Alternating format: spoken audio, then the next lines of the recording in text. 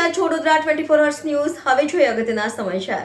વડોદરાના યુવાનો શ્રી રામેશ્વર સાંઈનાથ મંદિર અકોટા તથા વિશ્વામિત્રી સેવા સમિતિના શ્રી અનિલભાઈ શાહ તથા શ્રી વિમલભાઈ પરમાર તારીખ 16/11/2024 શનિવારના રોજ રાત્રે 10 વાગે પદયાત્રાની શરૂઆત કરવાની છે। તેઓ વડોદરાની પ્રજાના સુખાકારી માટે શહેરની વિશ્વામિત્રી નદી શુદ્ધ થાય અને નદીમાં વસતા જળચર પ્રાણીઓ સુરક્ષિત રહે, પર્યાવરણની જાગૃતિ, હેરિટેજ બચાવો, વાઇલ્ડ લાઇફ અને ડોમેસ્ટિક એનિમલ વિશે જાગૃતિ ફેલાય તે સંકલ્પ સાથે તેઓ વડોદરાથી કેરળમાં આવેલ શબરીમાલા અયપ્પા મંદિર સુધી પદયાત્રા કરશે।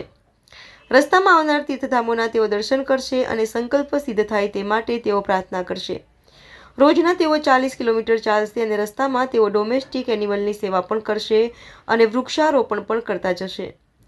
વિશ્વામિત્રી સેવા સમિતિ આ ભાઈઓને ખૂબ ખૂબ અભિનંદન પાઠવે છે અને તેઓની પદયાત્રા અને સંકલ્પ જલ્દ સિદ્ધ થાય એ પ્રાર્થના કરીએ છીએ અને શ્રી અનિલભાઈ શાહ તથા શ્રી વિમલભાઈ પરમારના કાર્યોથી બીજા લોકોને પણ પ્રેરણા મળે અને વિશ્વામિત્રી નદી, જળચર જીવો, હેરિટેજ, પર્યાવરણ, વાઇલ્ડ લાઇફ અને ડોમેસ્ટિક એનિમલ વિશે લોકોમાં જાગૃતિ આવે માટે વિશ્વામિત્રી સેવા સમિતિ અને વિશ્વામિત્રી સેવા સમિતિ સાથે કાર્ય કરતી સંસ્થાઓ આશા રાખે છે। स्वामी शरणमयप्पा विश्वामित्री वैरो ओम साईनाथ।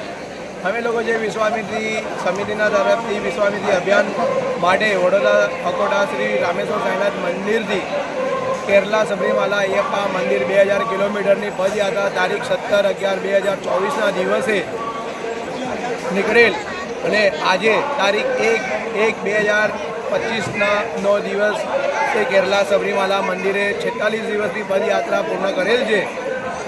અમે નદી સૌની માતાની શુદ્ધિકરણ, મનુષ્યો, પશુ, જળચરો, વૃક્ષો અને વનપ્રાણીઓ બધાની એ માતાની રક્ષણ અને શુદ્ધિકરણ માટે જે પદયાત્રા કરેલ છે, તો અમને વડોદરાવાસીઓ તેમજ બધા ભારતીયોજનોને નમ્ર વિનંતી છે કે આપણે સૌ મળીને બધી નદીઓને સ્વચ્છ બનાવીએ, જોડે જોડે આપણા શહેરોને સ્વચ્છ બનાવીએ।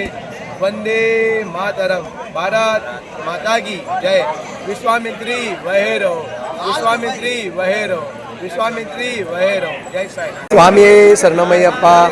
हम लोग आज यहाँ पे पंबा नदी पहुँच गए और आपको एक चीज़ दिखानी है जो देखकर मुझे तो बहुत बुरा लगा है और आप लोगों को भी कुछ दिखाना है। ये जो पंबा नदी है, अभी यहाँ पर सब भक्त लोग आकर नहाते हैं बहुत अच्छी तरह। चलो नदी में स्नान कर कर पवित्र होकर हम लोग अयप्पा स्वामी के दर्शन करने के लिए जा रहे हैं। यहाँ पर सारी भाषा में लिखा है अपने कपड़े छोड़कर पवित्र नदी पंबा को प्रदूषित ना करें, और हम भी वही मैसेज लेकर यहाँ पर पहुँचे हैं। आप देखो नदी के इस कॉर्नर पर सब कपड़े नहाकर निकाल के फेंकते हैं